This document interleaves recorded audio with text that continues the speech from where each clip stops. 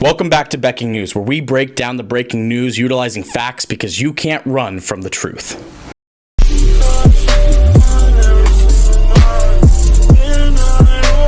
Now, people are comparing this hearing to a traditional trial, which does have some degree of truth. The key difference, however, being that in a traditional trial, you have somebody indicting you that wasn't your enemy or political opponent to start, typically, and they don't even become your enemy until the person being indicted wronged the person indicting them. However, we all know this isn't the case. From the very beginning, from the very start of it all, Trump is being impeached and targeted by his political adversaries, the people that hate him more than anyone hates anybody on this planet. The second difference is in a traditional court hearing, prior to the actual hearing itself, all of the evidence is lined up. That's why if you've seen NCIS or one of the dozens of other criminal law shows, the prosecutor's lawyer gets up in his opening statements and claims that you'll be hearing from this witness on this issue, this expert will be clarifying this issue, and so on. But as we all know, that clearly isn't the case here either. Which brings us to the scoundrel himself, Adam Schiff. What he said in his opening statements was truly terrifying. And anyone that cares about an honest hearing and the precedent this sets for the future should be horrified. Essentially, he claimed that only the House, and exclusively the House, should be making the decisions regarding impeachment. And he broke it down very clearly for us. Remember, a subpoena was issued, a call to court that can be challenged if the call was thought to be unjustified, unwarranted, or unsubstantiated. However, Big Man Adams starts his speech out strong by explaining to us why the courts shouldn't have a hand in all of this.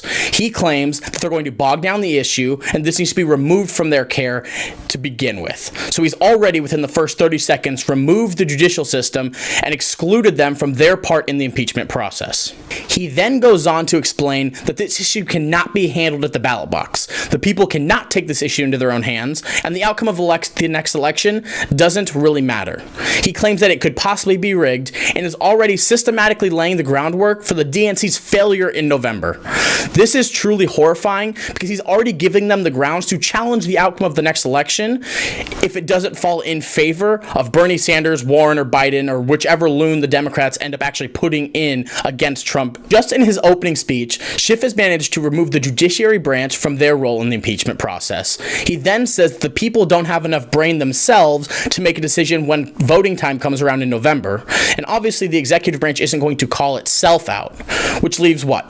The Senate that they all claim is a right-wing Republican-dominated pawn of the president, and the House. So he's actually put himself in a great position to allow the House of Representatives to make exclusive decisions regarding the impeachment process.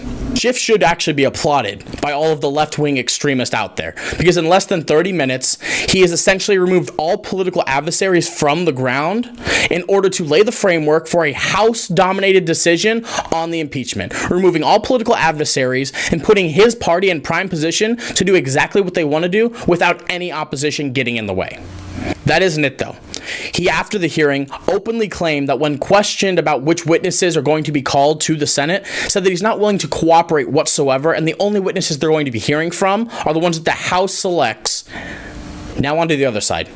Pam Bondi, Trump's lawyer, did an excellent job of seeing through the red hearings, ignoring the nonsense of the unimpeachable offenses that were sent to the Senate that are somehow still impeachable, and she absolutely went for the jugular. She goes on to explain that innocent little Hunter Biden is anything but.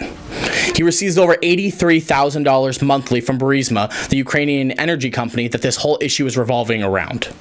And even the Washington Post explained they don't really know what his goals are with Burisma, what his duties are, or what his qualifications were, just that he's receiving the money. Pam Bondi does a fantastic job of calling out the previous corruption under the Obama administration, which is the focal point of the conversation and which is what the Senate must focus on when proceeding with this hearing. Then Senator Ted Cruz came out swinging. He explained that Hunter was receiving over $1 million annually from Burisma, and that good old Uncle Joe threatened to withhold over $1 billion in military aid to Ukraine unless the same Ukrainian officials fired the prosecutor leading the investigation into Hunter's affairs. In fact, Cruz drove the reporters so mad after the hearing that he actually got one to suggest throwing his 11-year-old daughter in jail. Cruz focused on the real issues at hand, The topic of the phone call that spurred this whole impeachment process in the first place.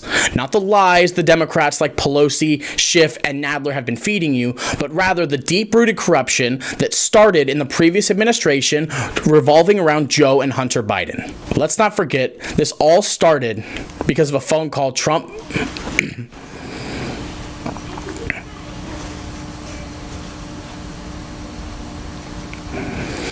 Let's not forget, this all started because of a phone call President Trump made to the president of Ukraine. During that phone call, Trump suggested to the president looking into possible corruption from the previous administration. The allegation the House Democrats then came out with was that Trump was withholding $1 million in aid to Ukraine until they investigated Joe Biden. This is an issue because Trump is going to possibly be running against Joe in the 2020 election. Never mind the fact that he's not going to win the nomination and that he'll probably be running against someone like Bernie or Warren instead. Philbin then gets up and does something that everyone should have been doing from the very beginning. He calls out the whistleblower. He asks that if this man is at the core of all of this and is so important, why don't we know anything about him? If you were willing to use a man's testimony to impeach the sitting president of the United States of America, you would think you would want to know a little bit about him, like maybe his political affiliation, which political party he falls under, and who signs his checks every month.